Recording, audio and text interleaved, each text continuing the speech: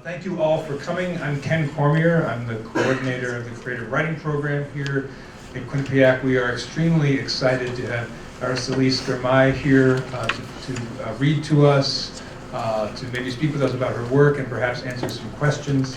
I should mention that she's been on tour for the last 2 weeks with all around Connecticut. Is this your final stop? This is it. This is the grand finale of the Connecticut tour.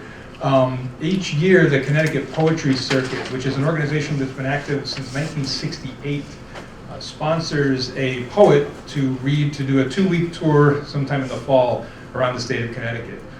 So it's really exciting to be part of that. And this is a part of our YAWP series, which is a visiting writer series here at Quinnipiac, where we invite poets, writers, producers, artists to come and share their work, talk about their work. And so this is our second installment. And I also want to mention too, 2 weeks from tonight, we will continue with our montage writer series downstairs in room 119. Our featured readers will be Chelsea Tahan and Connor Gilroy. So please, and they're here in the room. Very good. That's right. Let's give them a round of applause for being here in the room. All right, and then finally, I also wanted to give you a heads up. We're heading into November, so we're about to announce our call for submissions for the Donald Hall Poetry Prize and the Wilder Fiction Prize, 2 contests that we run here annually at Quinnipiac. So keep an eye out for that. That's open to all undergraduate students all over Quinnipiac. We'll invite you to submit poetry and stories to compete for valuable prizes and honor and glory. All right, I think that just about does it for announcements. We're going to begin this evening with some readings from some poets from right here at Quinnipiac. So we've got a great lineup for you, and we're going to begin with Jen Friend. Let's hear it for Jen.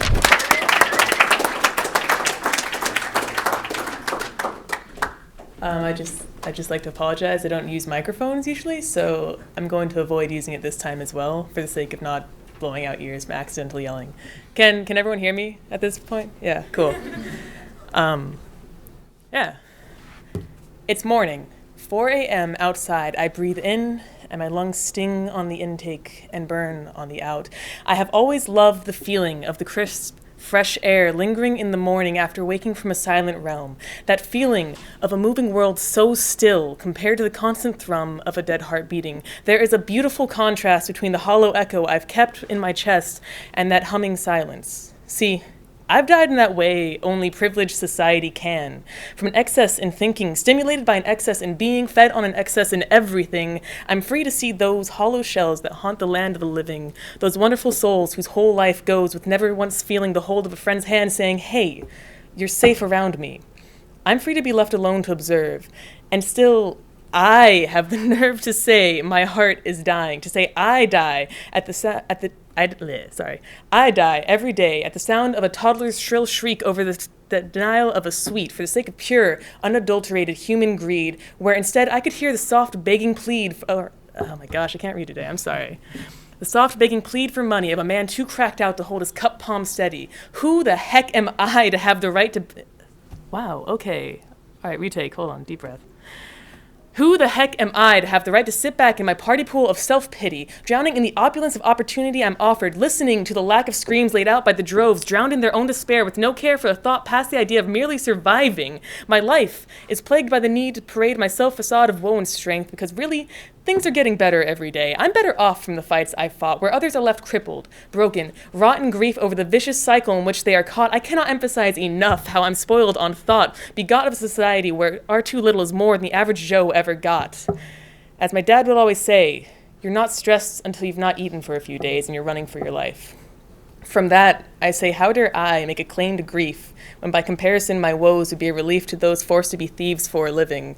From that, I say, how dare I get depressed about living, saying there's a strain on my brain that's suffocating me from reality, but really I'm sitting in my room with room to breathe, when others worse off will never know the joy of home heating. To that, I say, how dare I take on this claim to humanity, to try and revoke the idea of constantly comparing my own life to those around me? Check your privilege is tossed around far too lightly. While you do need to be aware of what you got and how you got there, be it from privilege or working hard for your share of wealth and gold, you do not need to withhold yourself from shedding a tear. Prince or pauper, we can all feel the cold, and like 60 degrees is frigid from those from arid communities. It's volcanic to those living near Arctic seas. It's morning, 4:30 a.m., outside. I breathe in. My lungs sting on the intake and burn on the out. I'm alone, I'm exposed, my throat is raw, my heart is beating, my heart is beating. My heart is beating because I am just human, raw, alone, exposed and living. We are all just human, burning our lungs on the crisp morning air. Thank you. Up next is Drew Amato. Let's hear it for Drew.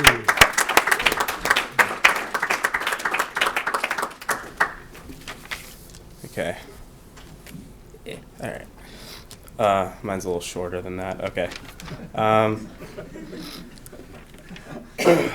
She sat in front of me. I sat behind. Her cheeks were freckled and sunburnt. Her eyes were the widest. Her iris held the sky.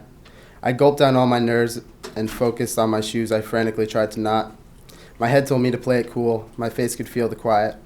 She spoke to me, my eyes fixed on her smile. "I like your purple shirt," she said. I grinned and nodded and twiddled my thumbs. "Your shorts are pretty cool too." The bell rang out, so soft to me. I swear it didn't sound. I shuffled down the hall behind her, wishing she'd walk with me. It's just day one, I told myself. One day she'll surely see that I'm more than this shirt behind her in a seat. Thanks.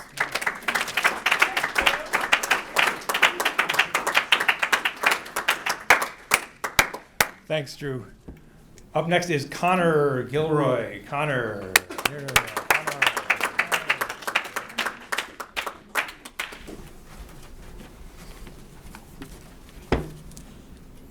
Hello. Oh wow, that was really loud. I'm really tall, so I'm just gonna have to. Okay. Hi guys, my name's Connor Gilroy. I have 2 short poems, so I'm gonna try and get through them really quickly. People have stuff to do.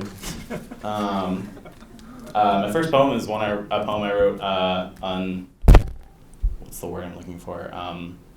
Unforced. And the second one is a poem I wrote for Koo's class. Shout out to Jason Koo. Great man. This first poem is about running away from my problems, and it's called Ad Astra. I couldn't think of a title in English, so I went with Latin.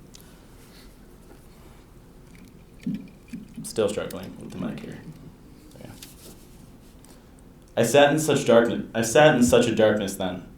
It was pretty lonely there, you know? I was alone with my thoughts and the music of Grizzly Bear. I'm terrified of my thoughts, destructive and unstoppable words of harm, and so I fear nightfall, a time to be so small. Often I imagine myself alone, at least somewhat, in a cabin, pine branches drifting between the wood, and such tiny scratches I hear music, not from my headphones but from the trees. This is where I feel safe, this incredulous cabin. Such a tranquil place for me. I hope to bring you there someday.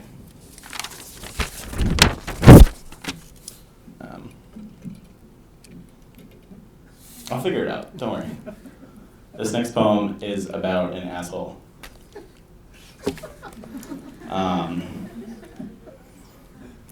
He cast his eye upon her once in fall, when leaves had grown more beautiful in death. I saw the eyes, despised straight through it all. She wanted not to hear his sullen breath. One day this year, he could not do enough to keep his careless words behind his throat. He spoke to her, and he revealed his love. In silence, she received his grievous quote. The watching eye, my own, was cruel, and yet I feel a sense that I have gone astray. For I have loved, but not been bold to bet, against the odds, to give my heart away. I sulk, I harshly judge, and yet I feel that what I say is absolutely real. Thank you.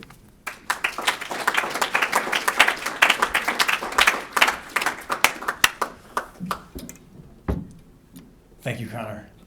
Up next, Brendan Labanera. Brendan, you here? Here he is.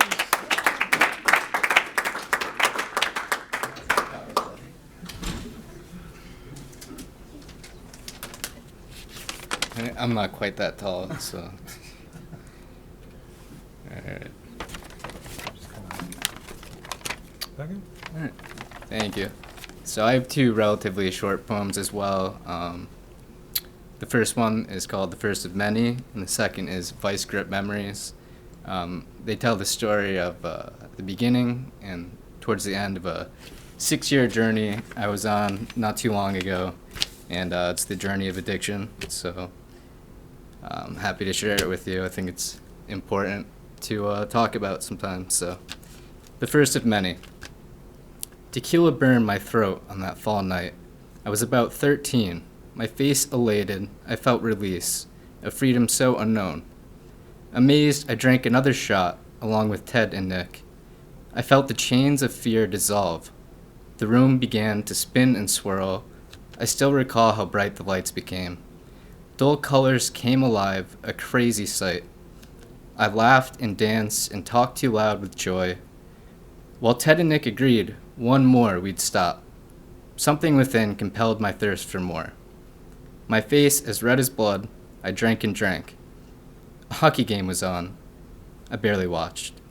My friends asleep by now, I drank alone. My vision blurred, and with teetering feet, I found myself a comfy spot, the floor. This is Vice Grip Memories. Another pill washed down by Jack, and all soon fades away.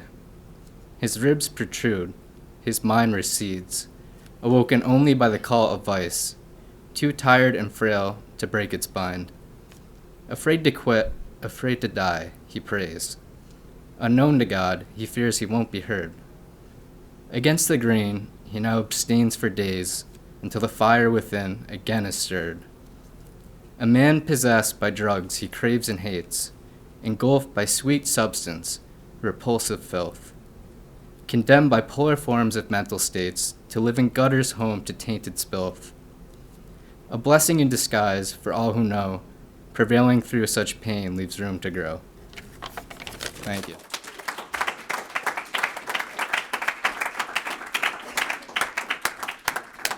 Thank you, Brendan. Up next is Kyle Liang. Kyle.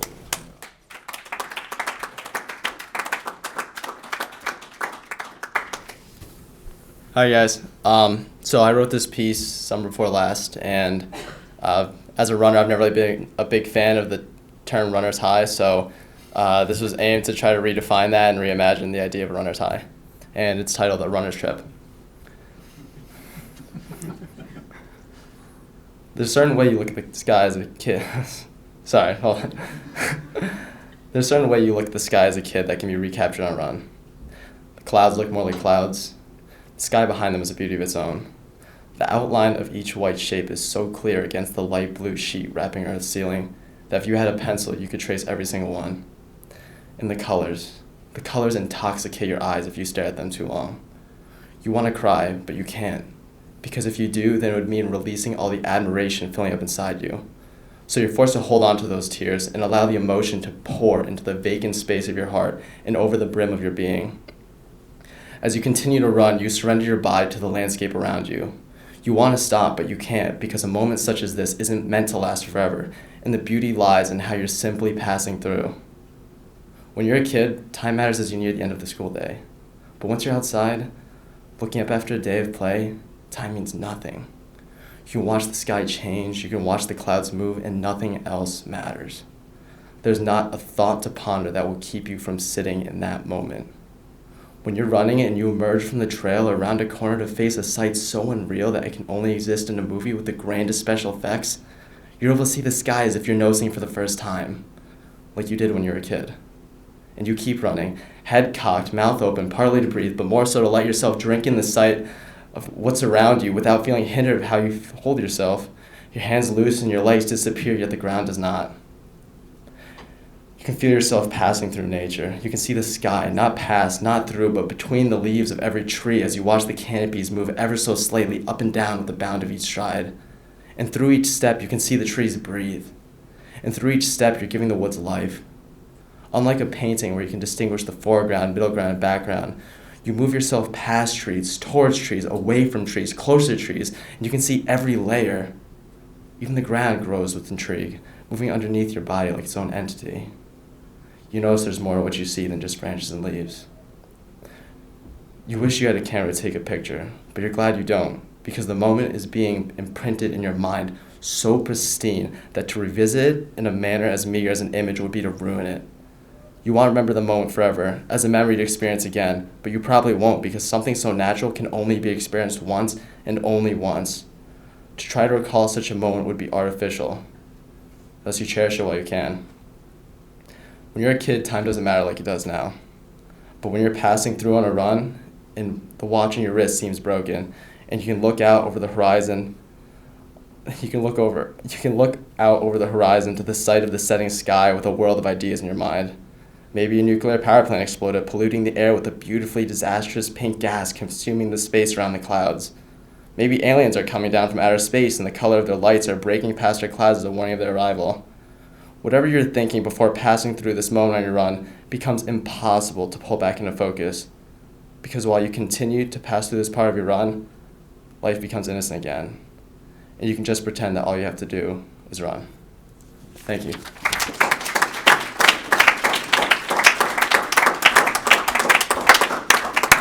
All right, thank you, Kyle. And our final student poet of the evening is Jackie Dembro. Jackie.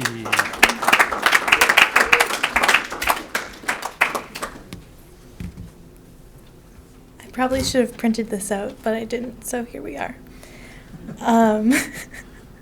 This one is untitled. Your scattered freckles are a night sky where stars from side to side resemble any shape imaginable, and the only person who recognizes these shapes is me. In all the well-traveled and highly praised areas of the world, there is no better place to stargaze.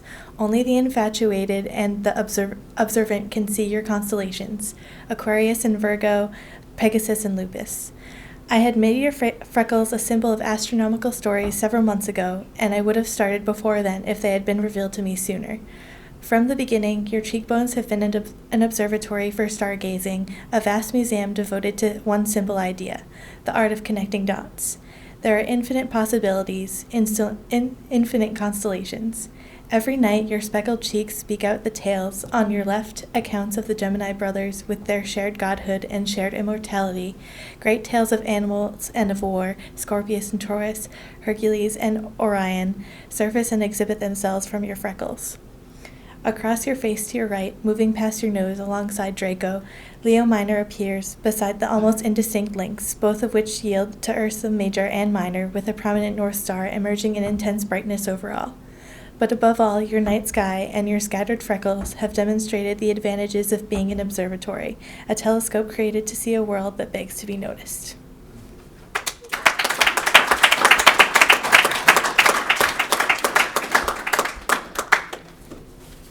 How about one more round of applause for all of our student poets?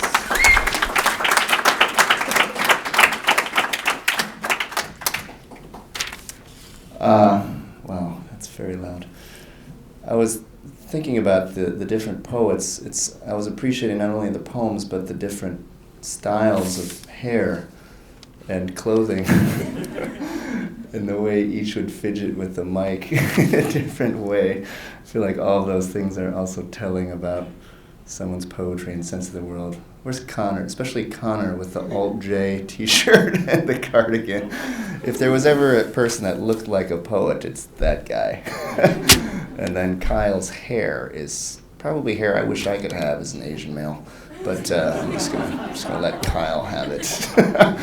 But great hair, great poems. We heard some free verse, we heard some sonnets, we heard some blank verse. Poetry is alive and well. So, very excited to introduce our reader for tonight, someone whose poetry I've been admiring for quite a long time. It's actually the first time we've officially met, although I have seen her dance at parties, just like in the background. She didn't know I was watching, but I wasn't just watching her, I was watching many people dance while I was not dancing. I was just drinking. So I know more about her than she does about me, probably. But it's exciting to have her here for the first time. We've been reading her book, Kingdom Animalia, in my class, and Ken has been reading her first book, Teeth, in his class. And Paul, who's in the back, has actually read both books. So he is probably the best reader in the room right now. In addition to me, I have also read both. Ken maybe has read both as well. On to the introduction, the formal introduction. Born and raised in Southern California, Aracelis Girmay is the author of 2 books of poetry, Teeth and Kingdom Animalia, which won the Isabella Gardner Poetry Award and was a finalist for the National Book Critics Circle Award. She is also the author-illustrator of the collage-based picture book, Changing, Changing. A third full-length collection, The Black Maria, is forthcoming in April of 2016. She received her BA in Documentary Studies from Connecticut College, nearby, and an MFA in Poetry from NYU, and has received grants and fellowships from the NEA, the Jerome Foundation, the Watson Foundation, and Canem, among other programs. She has taught youth writing workshops in schools and community centers, and is currently on the faculty of Hampshire College's School for Interdisciplinary Arts and Drew University's Low Residency MFA program. Sensuous, humane, and big-hearted, Girmay's poems look at the world with the clean eyes of children to show us how our lives, indeed, are brief and miraculous, though we may have forgotten so. She reminds us in Kingdom Animalia of the only kingdom worth considering, the kingdom of touching. Her poems, unlike those of her more solipsistic contemporaries, are delightfully full of people and places and things, warm humanity and warm earth coexisting side by side, never separated. She imagines her poems humbly as a little snail's trail. But this estimation belies how epic the poems are in their inclusiveness, their Whitmanian embrace of humanity, how greedy, greedy, greedy she is for the sound of gravel under truck tires, crickets, distant soprano scratch of an airplane against the sky, how her ears eat and eat. How lucky we are for how well her ears eat. In one of the final poems of Kingdom Animalia, on kindness, the speaker observes a young man hug a stranger on the street threatening to kill herself out of loneliness, whispering to her, "It's okay, I love you, it's okay." And she realizes, this thing I am calling kindness is more simple than kindness, rather, recognition of the neighbor and the blue shared earth and the common circumstance of being here. Everywhere in her poems, Girmay extends this embrace, transforming neighbors into family, hallowing our being here together on this earth.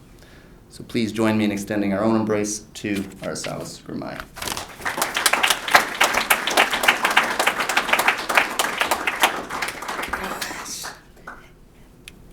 Thank you so much. My voice, I've been struggling with it, but I have faith and a feeling that, is your name Connor? I understand. Faith and a feeling that it'll be what it is, but it'll be strong enough. Thank you so much, Ken, Jason, all of you here for having me. That introduction was gorgeous. There's some times when you hear an introduction and you're like, I think that's enough. Like, we should all just go home now. Thank you to the readers. Great to hear your work. There are lines and images that I'm holding on to. Thank you. So what I thought I would do is read some poems and stop in the middle, which I've just been doing recently, to hear if anybody has questions, things you want to talk about or for me to think about, and then go back into the poems. But that'll help me in that second half to kind of hear who's in the room a little bit more and decide what I want to read to you as a close. I'm going to start this trip, the Connecticut Poetry Circuit. I've been thinking a lot about teachers and good teachers, and part of what I think it means as a student to have good teachers, and part of what I hope to do as a teacher. So I'm going to start with this teaching poem. I'm going to write something on the board.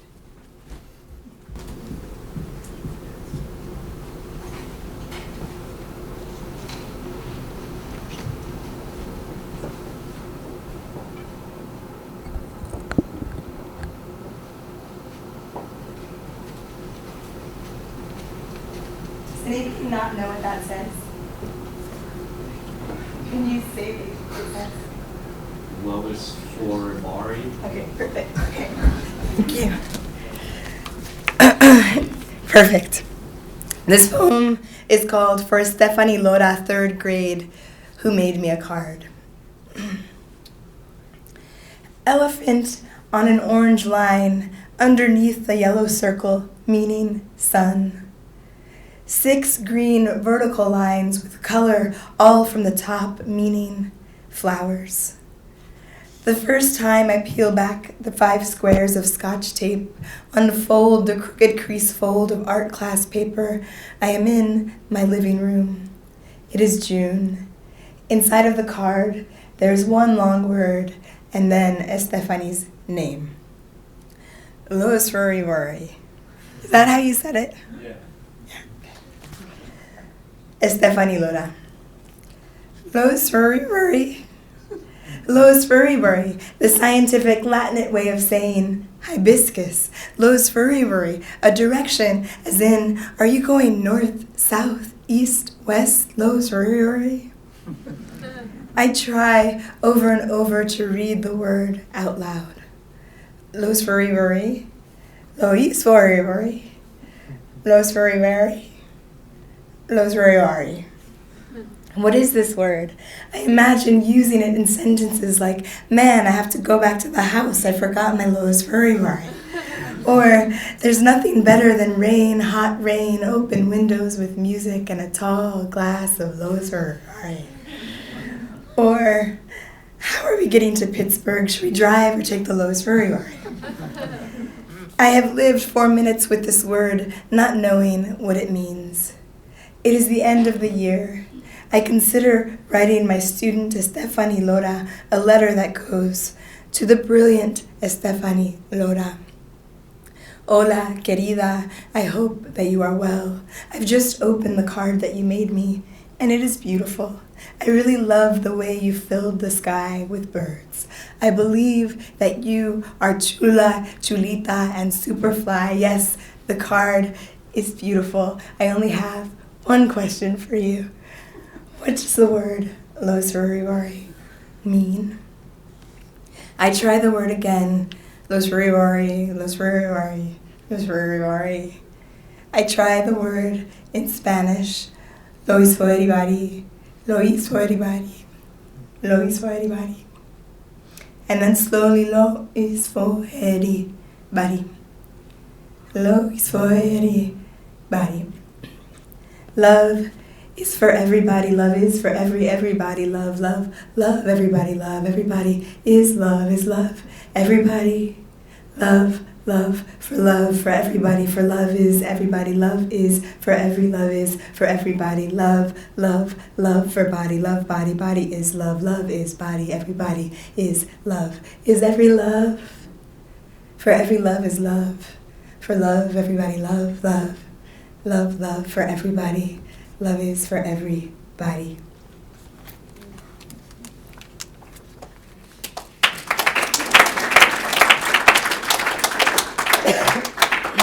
Thank you. I want to say for anybody who's like a deep empathizer, my throat isn't hurting, so don't worry. There are some people like that in the room, I bet.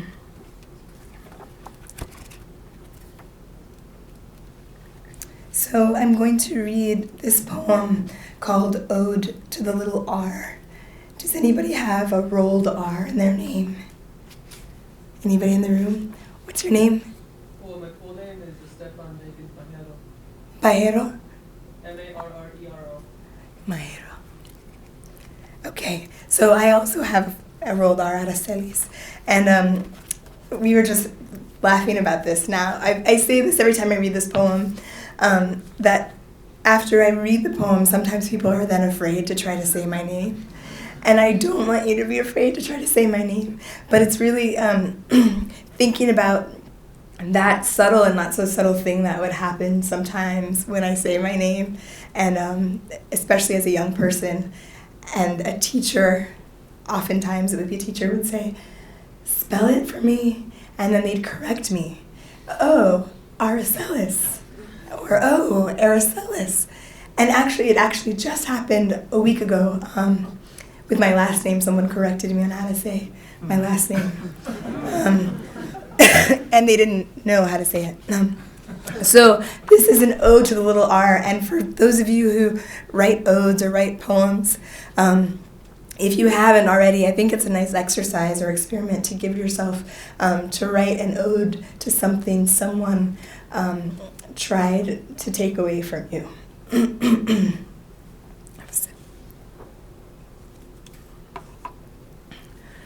Ode to the little R.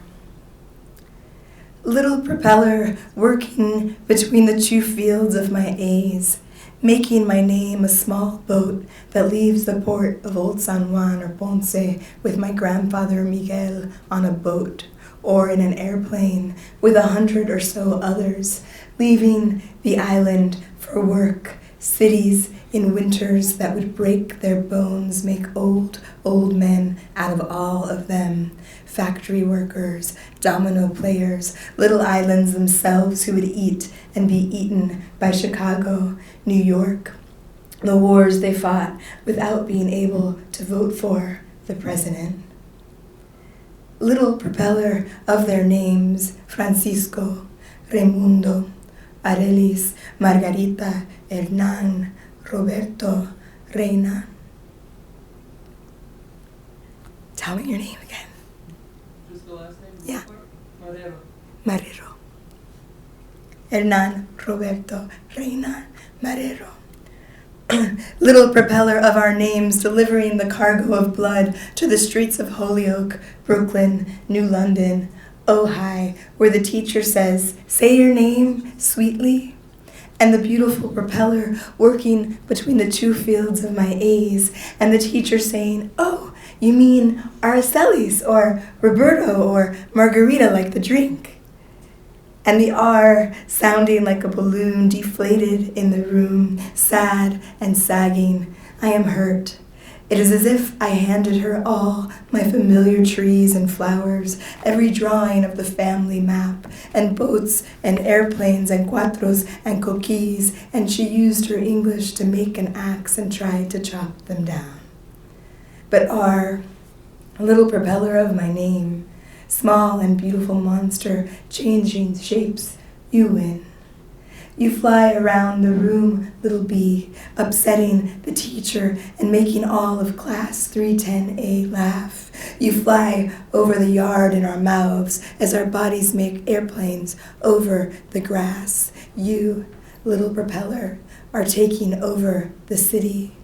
You are the sound of cars racing, the sound of bicycle spokes fitted with playing cards to make it sound like we are going fast. This is our ode to you, little R, little machine of our names, simple as a heart just working always. There, when we go to the grocery, there in the songs we sing in our sleep.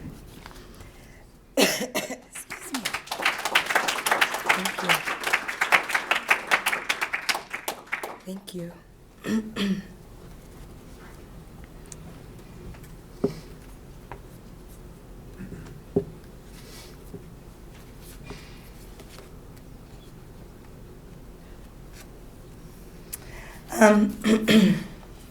This is a poem I rarely ever read, but I felt like I wanted to read it to you guys tonight. It's called "The Doorway of Our Mother's Leg Leads Me to You, Brother." And the one thing that I want to say, in some ways it's an ekphrastic poem, in some ways like looking at an image. It's an image that I'm holding. Ekphrastic poems based on art. But in this way, it's an image of my mother's leg. She had surgery and her leg would shake for months and months because of nerve damage. She's fine now, she walks, she moves. But this memory is one that I didn't think of for a long time, and suddenly it was there, and I couldn't stop thinking about like how she would sit and her leg would shake. And so I focused on that image and then allowed the image to take me where it took me, and this is what happened. And you all know what a swap meet is? Do you know what a swap meet is? Do you want to say? Everybody knows what a swap meet is. Do you want to say? Anybody? Like an... Yeah, like an outdoor flea market. I don't know. We live in Brooklyn, so flea markets in Brooklyn are like very fancy now. But swap meets they tend not to be fancy. But yeah, an outdoor flea market, people sell things, and there's food, there are knives demonstrations, and it's kind of fantastic. You can taste things. The doorway of our mother's leg leads me to you, brother. In the food section of the swap meet, all of us standing and eating like horses. Hot dogs, the nervous laughing of teenagers, and the faraway face of the woman whose skin moved ruddy beneath a screen of smoke.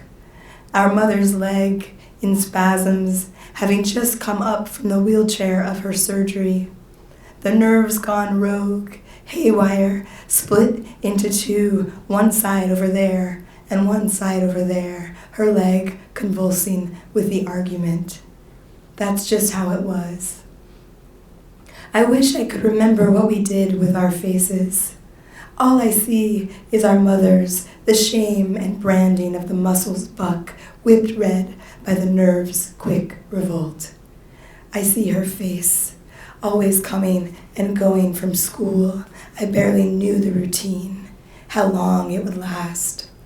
Our aunt, our cousins, and the baby, but most of all you, brother. I wish I never left. The year turned without our ever paying attention, and not when the calendar said it would. One day we looked up and everything was different. The mail comes, yours in your name, mine in my name. Now, 2 different sides of the country, and your hair is turning. The death that cuts me most is the one I never say out loud. I am leaving for boarding school. The rental van is packed. You are not coming with me for the first real time. This story is an axe when the van pulls away. Distance is fat and bleeds, marks the second death. But you see, the heart still works. It is almost unbearable, the heart that works. It must know something my head doesn't know.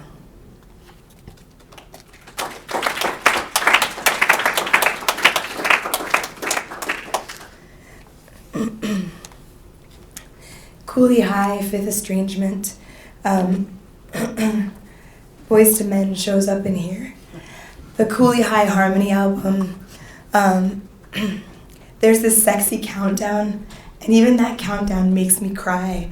And there's something about it's like totally inappropriate to listen to that and think of my mother, but it makes me think of my mother, and I'll tell you, you'll hear why in the poem. But there are certain songs that are trapdoors. Like, you're just listening and you're going about your day, and then whew, like you're sucked back into time. And every song on that album reminds me of this drive up to boarding school the first year. Cooley High, Fifth Estrangement, 1991.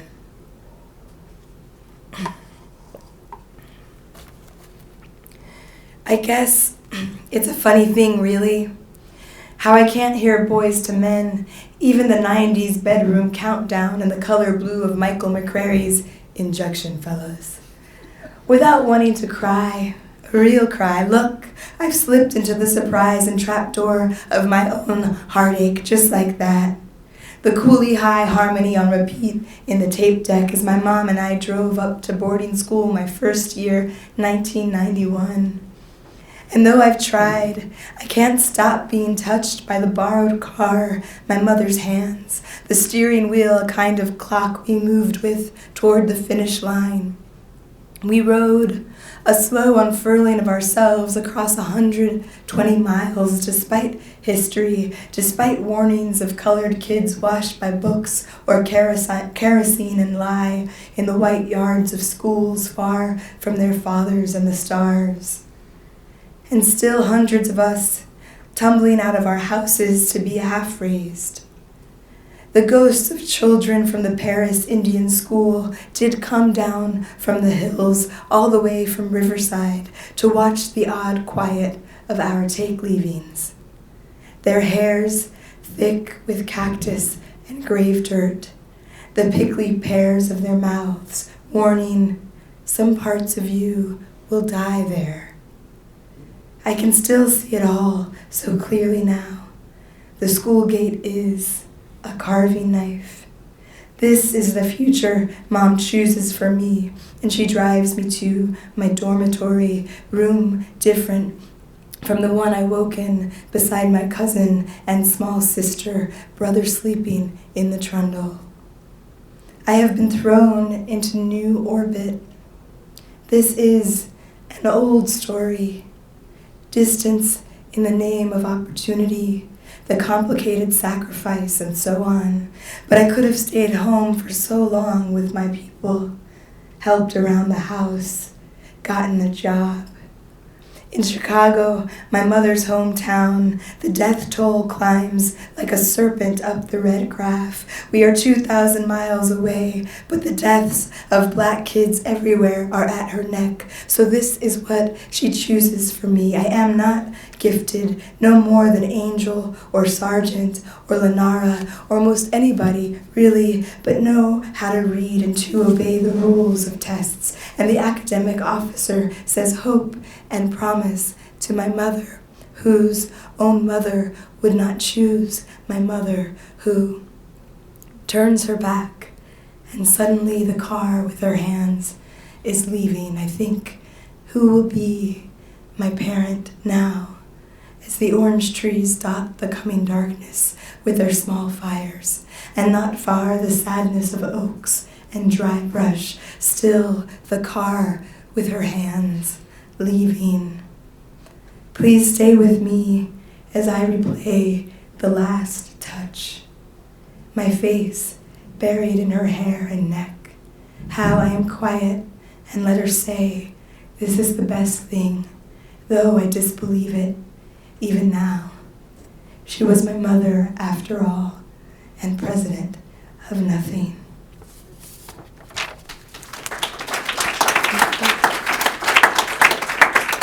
I think I'm going to pause there for a second, and if anybody has questions or things you want us to talk about.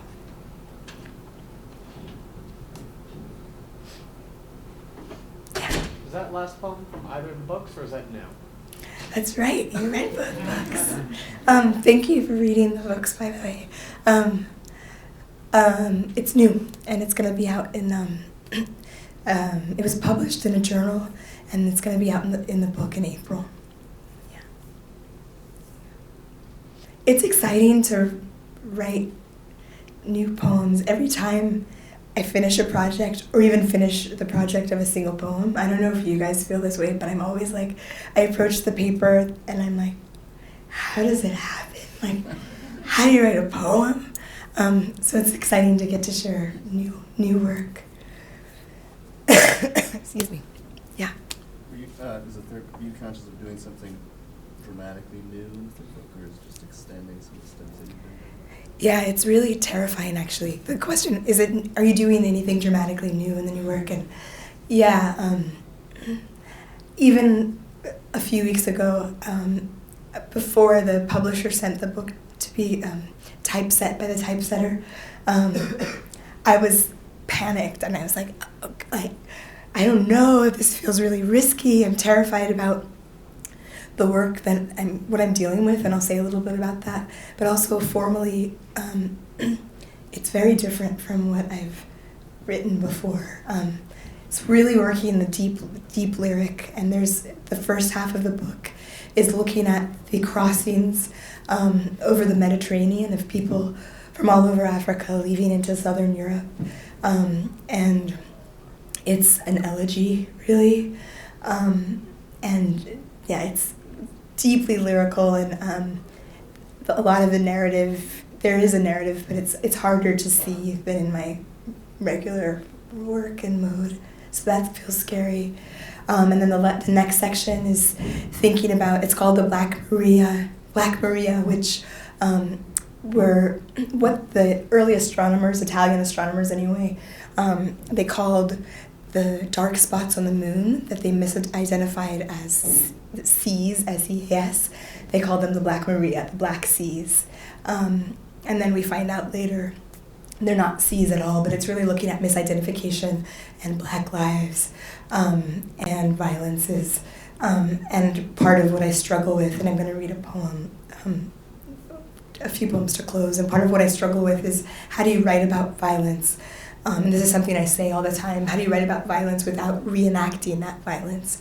And how do you write work that wrestles with terror and trauma, but also imagine spaces for joy and other things? And so I don't know that I do that well in this book, and I think that scares me, to be honest. I was intrigued by the both the poem and then the idea that you mentioned of writing an ode to something that someone has tried to take from you. And as a teacher of young people, I was wondering, both in general, did you first write the poem and then thought this could be something that then it could be teachable or could be a good prompt, or did it happen the other way? And then also, have you used it with young people, and if so, what are some of the things that they might write about? Yeah, I think in that case, I was trying to write an ode to this part of the name. I didn't know where it would take me, but that I set out to do that, which is very different from how I usually write. Like, I'll just follow a line or a picture or something and tumble through, tumble and stumble. But in this case, I was wanting to write an ode to this part of the name. And I'm trying to think of I worked, I know that we worked on odes when I was teaching at Urban Word, which was a program in the city. And I also have these self-portraits. This feels connected. There are these self-portraits in the book of things that I never was. So, for example, I gave a list of, like, a household object. Write down a household object that you never were. So, like, it seems easy in the beginning, like, oh, I was never a toaster. But then the more you think about it metaphorically, you're like, oh, but I have been a toaster before. I popped something out, or So you write down, like, a household object you never were, a family member you never were, and an element of nature you never were, and then you push yourself into remembering how you were that once, and you write these poems. So I know that those exercises that are in the book came out of this practice I did with my students. And then similarly, the ode to something someone has tried to take away from you, but I don't know that I phrased it like that then, and I'm trying to remember so that I can answer you honestly, but I can't remember. But I know I'm somehow relating all of those exercises with each other, so they were part of the same time. But I do, in the same third grade classroom, we did, based on Sandro Cisneros' house on Mongo Street, there's, what grade do you teach? Middle school, and high school. Wow. I love high school. Middle school. Wow. It's also amazing, but they're like, I'm amazed by teachers in general and teachers of middle schools. But with the third graders, there's a section of the house on Mongo Street where Esperanza is writing about her name. And so we had them read that section. And then we had them write down their names. And, if your name were a color, what color would it be? If your name were a temperature or a kind of food or a song. And I remember very well in this third grade classroom, this was probably 2002, New York City. So September 11th was even more fresh than it is now in people's minds. And there was a little girl named Palestine, and she wasn't writing. So I went to her desk and I said, why aren't you writing essentially an ode to your name? That's why I'm bringing it up. And she said, because my name's Palestine. And I said, okay, so let's, you can, I don't understand why I can't write. I'll help you. And so we were working together, and I'll never forget that. I don't know, I didn't ask her, but it did feel like she shouldn't be writing about her homeland. Like, I felt like she felt that, like a kind of worry. And then she said, I said, if your name were a color, if your name, and she said, my name is Palestine. It is the color red because there is blood on the ground. And I was third grade. So I don't know, that's what I think to say when you say, what have you done and how. But it's just so surprising. It wasn't quite the same as an ode to something someone tried to take away from you, but I've got the sense that she was writing about something that maybe she thought she was supposed to keep quiet. Any other last question or?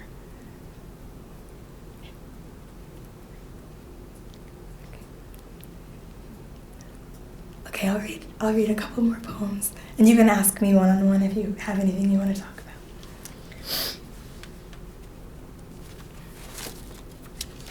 Neil deGrasse Tyson, anybody know him? Yes, yes. You want to say who he is?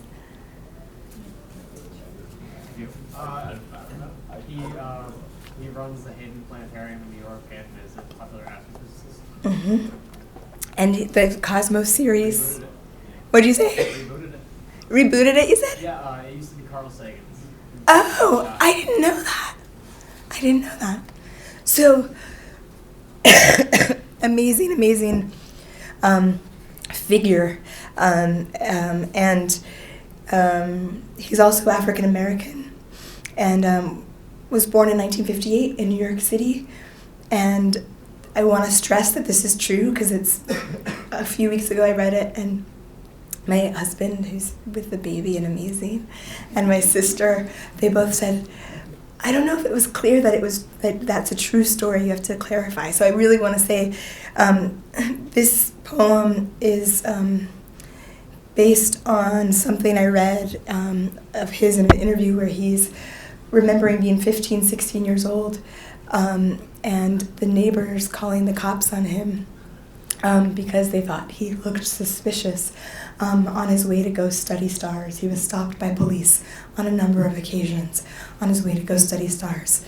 And on one occasion at least, the cops meet him up on the rooftop and, they're like, what's happening? And he lives long enough to explain to them what he's doing, and they end up looking at the stars and moon through his telescope. Body of space, body of dark, body of light. The Skyview Apartments, circa 1973. A boy is kneeling on the rooftop. A boy who, it is important to mention here, his skin is brown, prepares his telescope, the weights and rods, to better see the moon. His neighbor, it is important to mention here that she is white, calls the police because she suspects the brown boy of something she does not know what at first, then turns with her looking, his telescope into a gun, his duffel into a bag of objects thieved from the neighbors' houses, maybe even hers. And the police, it is important to mention here that statistically they are also white, arrive to find the boy who has been turned by now into the suspect on the roof with the long black lens, which is, in the neighbor's mind, a weapon. And depending on who you are, reading this, listening to this, you know that the boy is in grave danger. And you might have known somewhere quiet in your gut, you might have worried for him in the white space between lines 5 and 6, or maybe even earlier. And you might be holding your breath for him right now because you know this story, it's a true story, though miraculously in this version of the story anyway, the boy on the roof of the Skyview lives to tell the police that he is studying the night and moon, and lives long enough to offer them the copse of you through his telescope's long black eye, which, if I'm spelling it out anyway, is the instrument he borrowed and the beautiful trouble he went through lugging it up to the roof to better see the leopard body of space speckled with stars and the moon far off, much farther than, since I'm spelling the thing out, the distance between the white neighbor who cannot see the boy who is her neighbor, who, in fact, is much nearer to her than to the moon, the boy who wants to understand the large and gloriously unhuman mysteries of the galaxy, the boy who, despite America, has not been killed by the murderous jury of his neighbor's wound and imagination. This poem wants only the moon in its hair and the boy on the roof. This boy on the roof of this poem with a moon in his heart. Inside my own body, as I write this poem, my body is making a boy, even as the radio calls out the Missouri Coroner's News, the Ohio Coroner's News. 2015, my boy will nod for his milk and close his mouth around the black eye of my nipple. We will survive. How did it happen? The boy, the cops, my body in this poem. My milk pulling down into droplets of light as the baby drinks and drinks them down into the body that is his own. See it, splayed and sighing as a star in my arms. Maybe he will be the boy who studies stars. Maybe he will be, say it, the boy on the coroner's table, splayed and spangled by an officer's lead, as if he too weren't made of a trillion glorious cells and sentences trying to last. Leadless, remember the body's beginning, splendored with breaths turned by time into at least this song, this moment made, and the mackerel soul caught flashing inside the brief moment of the body's net, then whoosh, back into the sea of space. The poem dreams of bodies always leadless, bearing only things ordinary as water and light.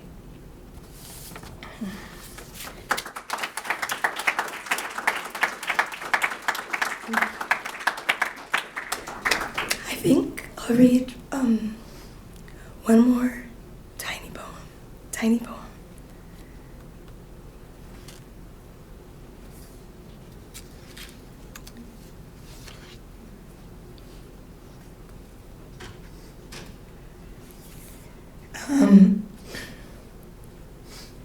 It's crazy though when you think about it, like when you really stop and think about how much damage we do just for lack of seeing each other, like simply just for lack of looking at each other, and so like making each other terrible in our eyes and imaginations. I have to say another thing, which is I used to think imagination was such a fluffy word. Like I feel ashamed that I thought that. And now, like when you sit and you think about all of these murders of beautiful young people by cops who were probably beautiful in other ways, but like what a job this country has done on us and our imaginations, and how important the work of imagining something different is. So I'll close with this poem, which is called Ars Poetica. May the poems be the little snail's trail. Everywhere I go, every inch, quiet record of the foot's silver prayer. I lived once, thank you, it was here. Thank you so much.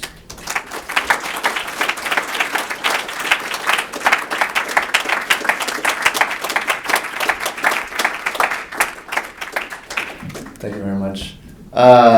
One big extra extra round of applause for Aracelis Girmay. And to all of our beautiful student poet readers, thank you very much as well. And to all of this, just keep the applause going. To all of our beautiful audience members and the beautiful baby in the back. And Ken Cormier, who's awesome, and the camera guy, and the chairs.